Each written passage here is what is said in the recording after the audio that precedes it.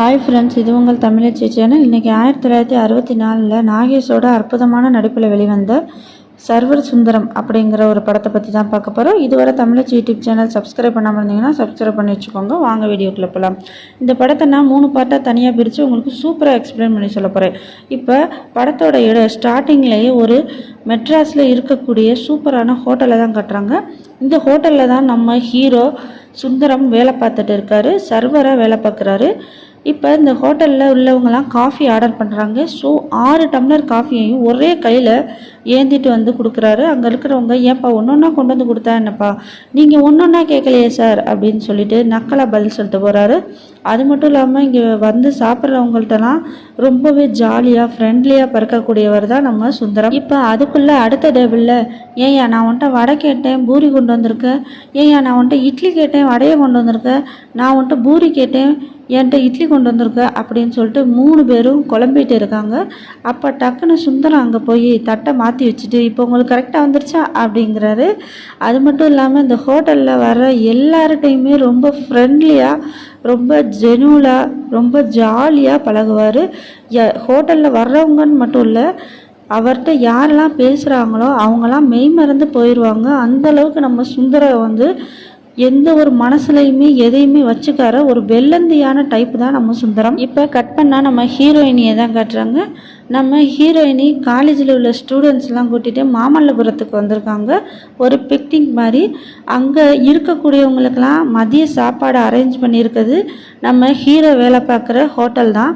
So அங்கேருந்து நம்ம hero Sundaram தான் எல்லா சாப்பாடையும் எடுத்துகிட்டு வந்திருக்காரு.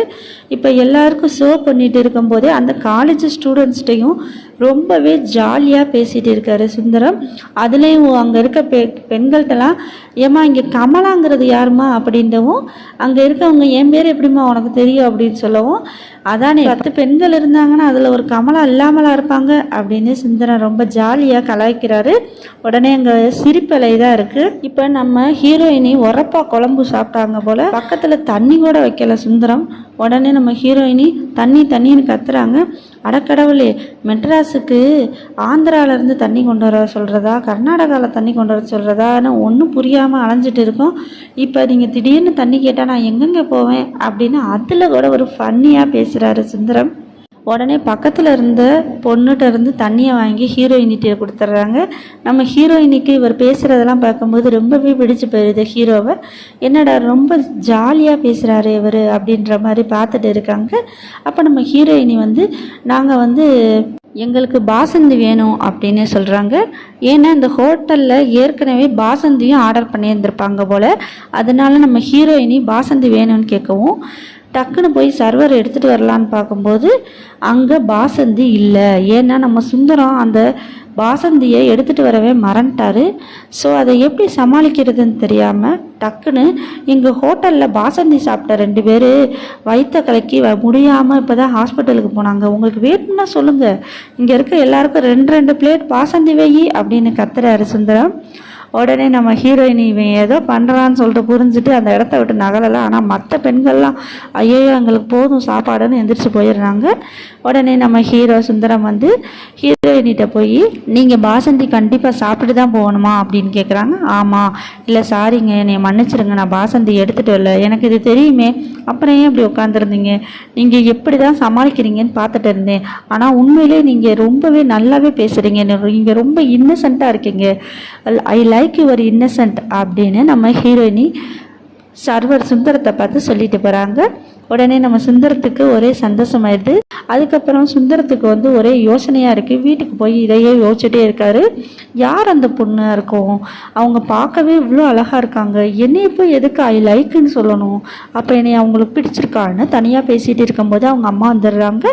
சுந்தரத்தோட அம்மா வந்து, என்னடா தனியாக பேசிகிட்டு இருக்குன்னு சொல்லவும், நடந்த விஷயத்தை சொல்லவும், அதுவா நீ சிரிச்சதை நம்பிட்டியாடா கேன பயலே அப்படின்னு அர்த்தமாக இருக்கும்டா அப்படின்னு சொல்லிட்டு போயிடுறாங்க. உடனே சுந்தரத்துக்கு என்ன செய்யறதுன்னு தெரியல, இதுக்கு என்ன அர்த்தமாக இருக்கும் அப்படின்னு யோசிச்சுட்டே இருக்கும்போது தான் மறுநாள் ஆகுது.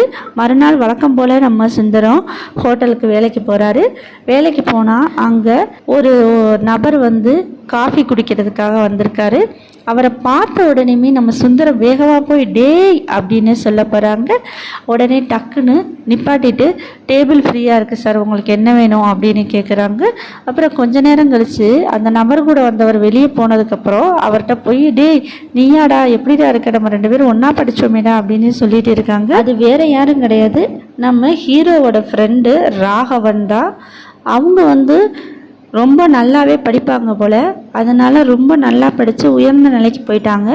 நம்ம ஹீரோ சுந்தரம் அவ்வளோவா சரியாக படிக்க மாட்டார் போல், அதனால் படிப்பை பாதியில் நிறுத்தினால இந்த மாதிரி ஹோட்டலில் சர்வராக வேலை பார்த்துட்டு இருக்காங்க. ஆனால் நம்ம ஹீரோவுக்கு சந்தோஷத்துக்கு ஒன்றும் குறைவே கிடையாது. வறுமையில் இருந்தாலும் ரொம்பவே ஹாப்பியாக இருக்கார். இப்போ ராகவனை பார்த்த உடனேயும் 2 பேரும் கட்டி பிடிச்சி அவங்களோட அன்பை பரிமாறிக்கிறாங்க. இப்போ ராகவன் நம்ம ஹீரோவை மறுநாள் வீட்டுக்கு வா அப்படின்னு கூப்பிட்றாங்க. நம்ம ஹீரோவும் இப்போ ராகவனோட வீட்டுக்கு போனதுக்கப்புறம் உன்னை ஜாலியாக பேசணுங்கிறதுக்காகவே நான் என்னோட சர்வர் கோட்டை கழட்டி போட்டுட்டு வந்தேன்டா, நீ எப்படி நல்லா இருக்கியா என்னன்னு 2 பேரும் மனசை விட்டு பேசுகிறாங்க. அப்போ தான் ராகவன் ஒரு விஷயத்தை கேட்குறாரு. நீ எப்படிடா மெட்ராஸுக்கு நீ என்ன நடிக்கணும்னு சொல்லிட்டு இருந்த, இப்போ எப்படி நீ சர்வர் வேலைக்கு என்னன்னு கேட்குறாங்க. அப்போ தான் நம்ம ஹீரோ சுந்தரம் அவரோட ஃப்ளாஷ்பேக்கை காட்டுறாங்க. என்ன அப்படின்னா, சுந்தரம் ரொம்பவே வறுமையில் தான் ஒவ்வொரு கம்பெனியாக போய் அலைஞ்சிருப்பார் போல் நடிக்கணும்னு சொல்லிட்டு. ஆனால் எந்த கம்பெனிலையும் வாய்ப்பு கொடுக்கவே இல்லை சுந்தரத்துக்கு. அதனால ரொம்ப மன உளைச்சல் ஆயிடுச்சு. வறுமையோட உச்சிக்கே போயிட்டார். வேறு வழியே இல்லை, நம்ம உழைச்சாதான் சாப்பிட முடியும், நடிப்புன்னு இருந்தால் வாழ்க்கை வீணாக தான் போகணும், நல்ல முடிவுக்கு வந்தார். அதுக்கப்புறம் உழைக்கலான்னு பார்க்குறதும் போது என்ன வேலை பார்க்கணுன்னு அவருக்கு தெரியல. அப்போ தான் அவரோட சட்டப்பையில் ஒரு 5 பைசா இருந்திருக்கு. ஸோ அந்த 5 பைசாவை எடுத்து ஏதாவது சாப்பிடுவோம், ரொம்ப பசிக்குது அப்படின்னு யோசிச்சிருக்காரு. அப்போ அங்கே ஒரு கடை இருந்திருக்கு. அங்கே கடையில் போய் வாழைப்பழம் கேட்டால் அது 7 பைசான்னு சொல்கிறாங்க. டீ வடை எல்லாமே காசு கூட இருக்குது. 5 பைசாவுக்கு என்ன தான் கிடைக்கும்னு கேட்கும்போது பீடி தான் கிடைக்கும்னு சொல்கிறாங்க. எனக்கு பீடி குடிக்கிற பழக்கம் இல்லைப்பா அப்படின்னு சுந்தரம் கிளம்பிடுறாரு. அப்போ அந்த 5 பைசாவை திரும்ப சட்டையில் போடுறாரு. கொஞ்ச தூரம் நடந்து போகும்போது திரும்ப அந்த 5 பைசா மாதிரியே இன்னொரு 5 பைசா கிடக்குது. ஆகா, நம்ம ஏற்கனவே 5 பைசா வச்சுருக்கோம், இப்போ ஒரு 5 பைசா நமக்கு கிடச்சிருக்கு, ஆக மொத்தம் 10 பைசா கிடச்சிருச்சு அப்படின்னு சொல்லிட்டு திரும்ப கொஞ்சம் தூரம் நடந்து போயிருக்காரு. போகும்போது இன்னொரு 5 பைசா கிடச்சிருக்கு.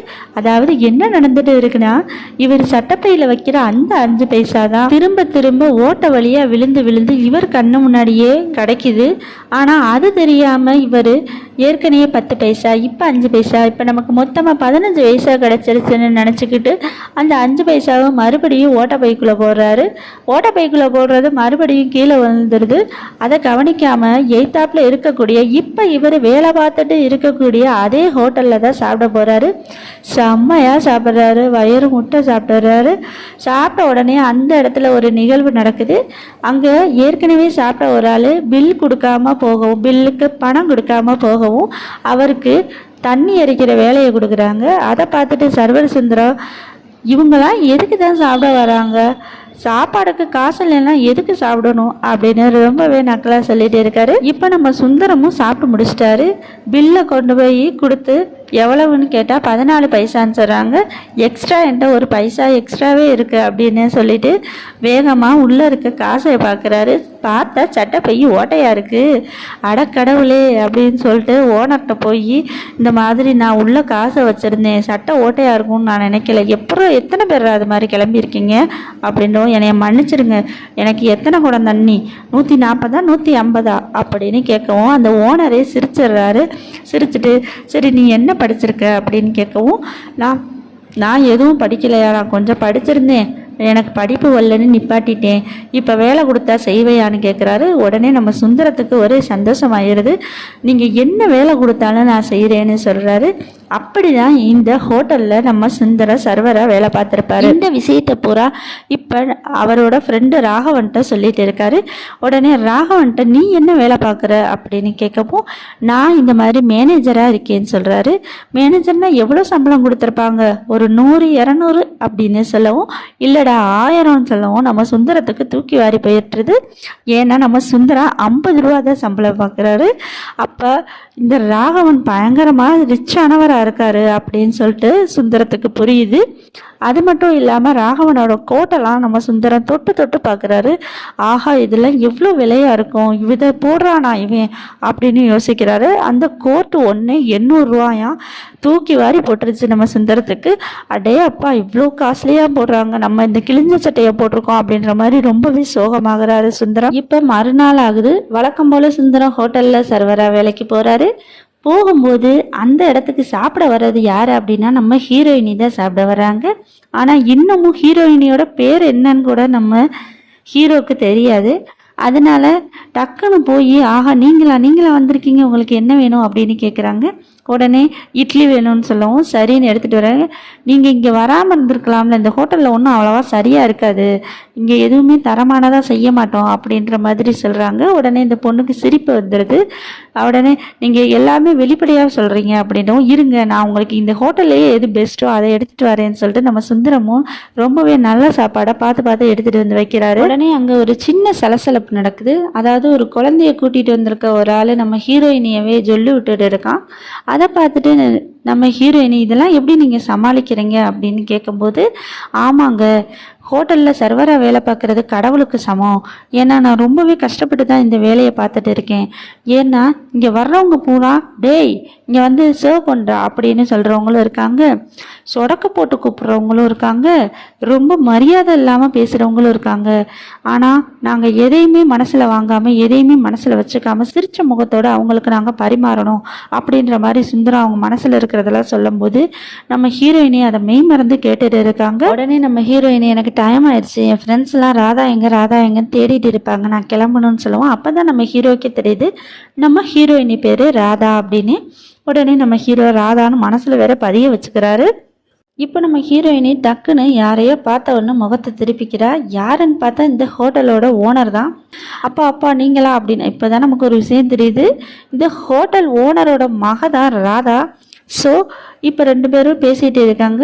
என்னம்மா நீ வீட்டில் சாப்பிடாம ஏன் இங்கே வந்து சாப்பிட்ற, வீட்டில் எதுவுமே சமைக்கலப்பா, அதனால தான் நம்ம ஹோட்டலில் வந்து நான் சாப்பிட்டேன் அப்படின்னு சொல்கிறா.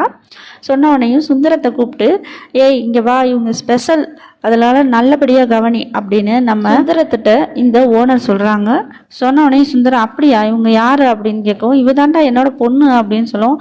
என்னது உங்கள் பொண்ணா அப்படின்னு சொல்லிட்டு ரொம்பவே நம்ம சுந்தரத்துக்கு பயம் வந்துடுது. ஏன்னா இந்த ஹோட்டலை பற்றி பயங்கரமாக சொல்லியிருந்திருப்பாரு, சாப்பாடு இதுதான் நல்லாயிருக்கும் இது நல்லா இருக்காது அப்படின்ற மாதிரி.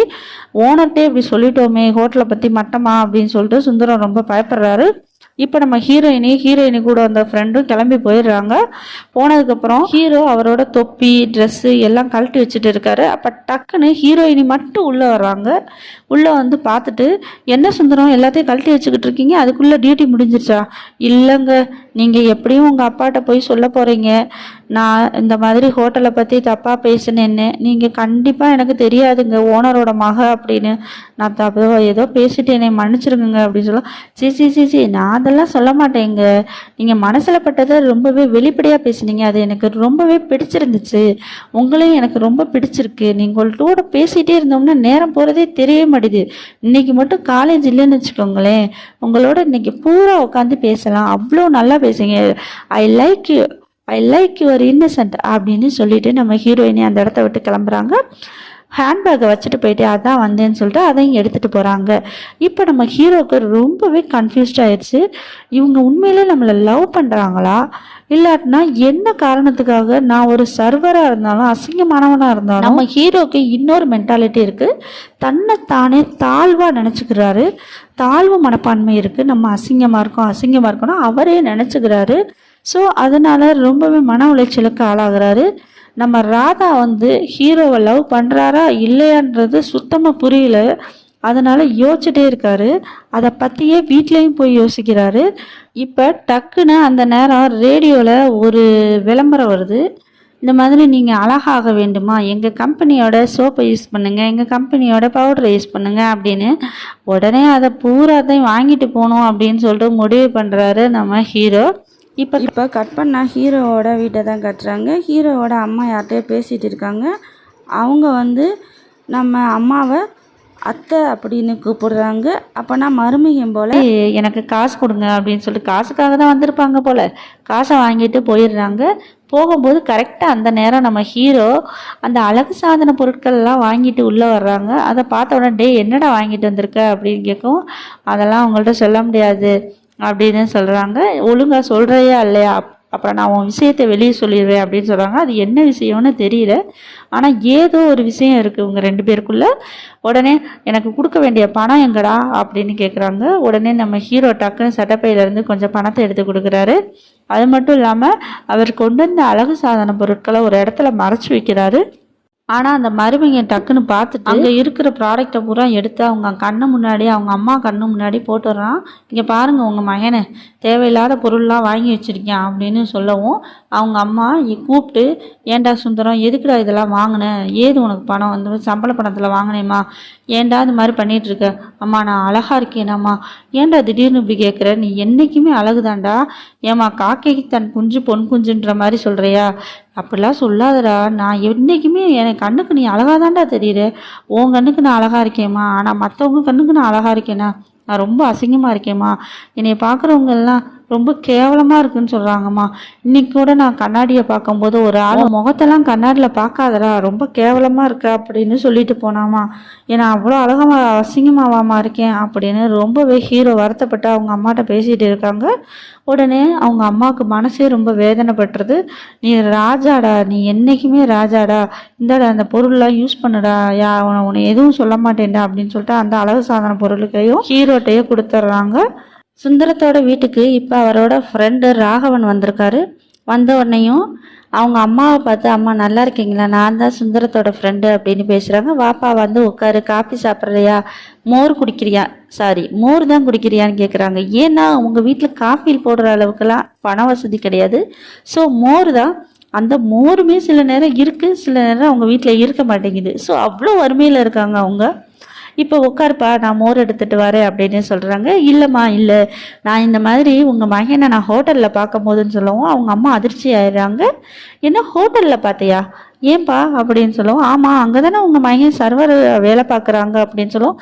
சர்வரை வேலை பார்க்குறானா, இல்லையே என்கிட்ட குமாஸ்தாவாக வேலை பார்க்குறேன், 100 ரூபா சம்பளம்லாம் சொல்லியிருந்தான் அப்படின்னு சொல்லவும், அட கடவுளே நம்ம ஏதோ உளறிட்டோமோ அப்படின்னு சொல்லிட்டு ராகவன் யோசிக்கிறாரு. இப்போ அவங்க அம்மா துருவி துருவி கேள்வி கேட்க ஆரம்பிச்சிட்டாங்க.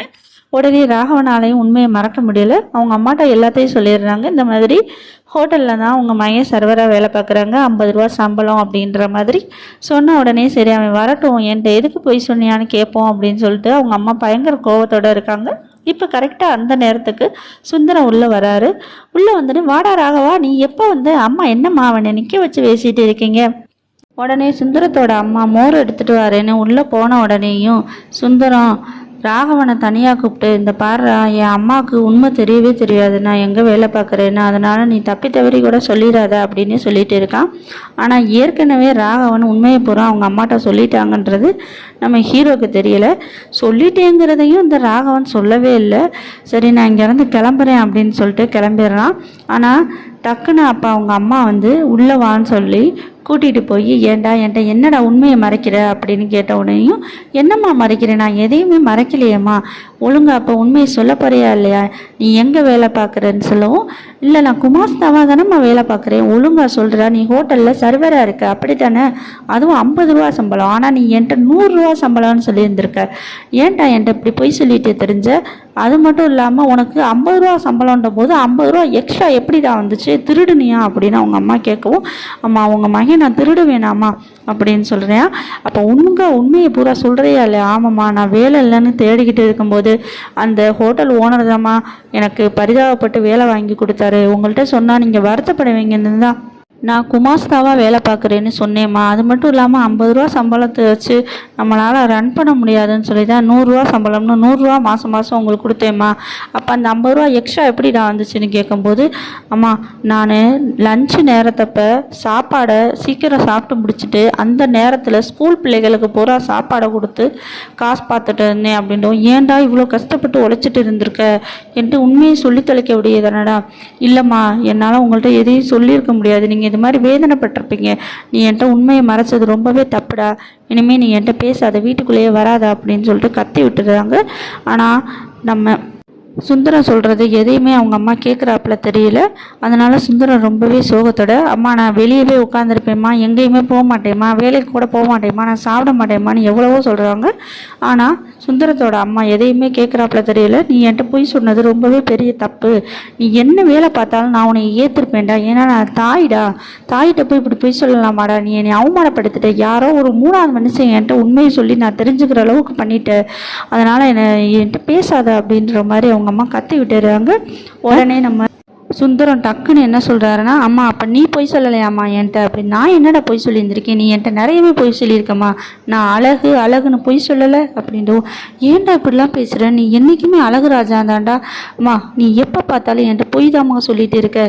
எல்லாரும் என்னையே அசிங்கமாக இருக்கேன், கேவலமாக இருக்கேன். ஏன் எனக்கு பட வாய்ப்பு எதுவுமே தராமல் இருந்ததுக்கு காரணமே என் அழகுதாம்மா. எனக்கு அவ்வளோ திறமைகள் இருக்குது, அது உனக்கே தெரியும். ஆனால் நான் எப்பயோ நடிகனாக இருக்க வேண்டியது. எனக்கு அசிங்கமான முகம் இருக்குது, அழகான தோற்றம் இல்லைன்றதுனால தான்மா எனக்கு பட வாய்ப்பே தடவி போச்சு. நான் இந்த மாதிரி கஷ்டப்படுற வேலையில் இருக்கேன்.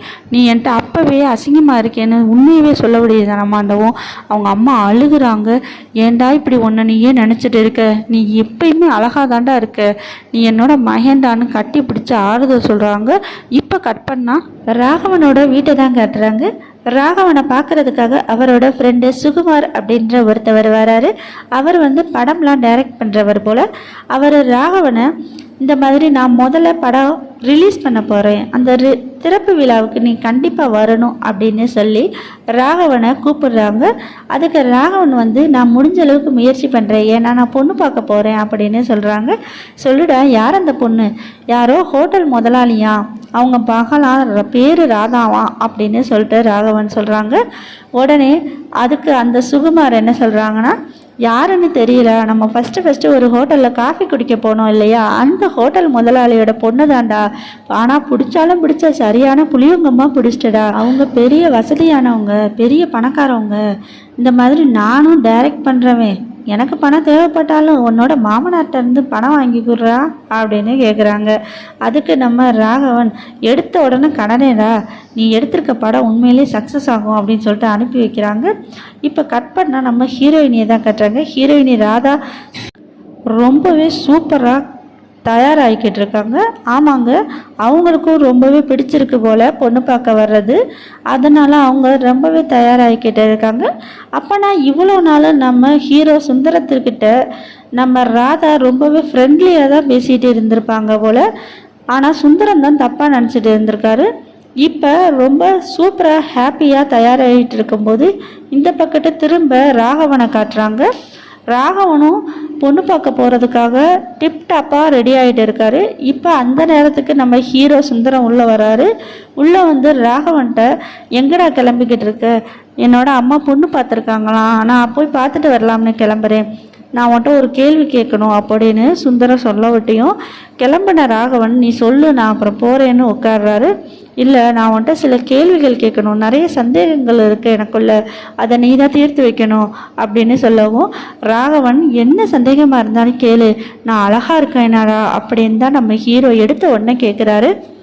உடனே அதுக்கு ராகவன், ஏன்டா அது மாதிரி கேட்குற? நீ எப்பயுமே அழகாக தானடா இருக்க, உனக்கும் அழகாக தெரியுறேன். ஆனால் வெளி தோற்றத்தில் தானே எல்லாரும் பார்க்குறாங்க. நீ வெளி தோற்றத்தை பார்க்காத, மனிதருக்கு உள்ளதை பாரு. வெளியே எவ்வளோதான் அழகாக இருந்தாலும் அவங்க மனசு தூய்மையானதாக இருக்கணும். உன் மனசு ரொம்பவே தூய்மையான மனசுடா.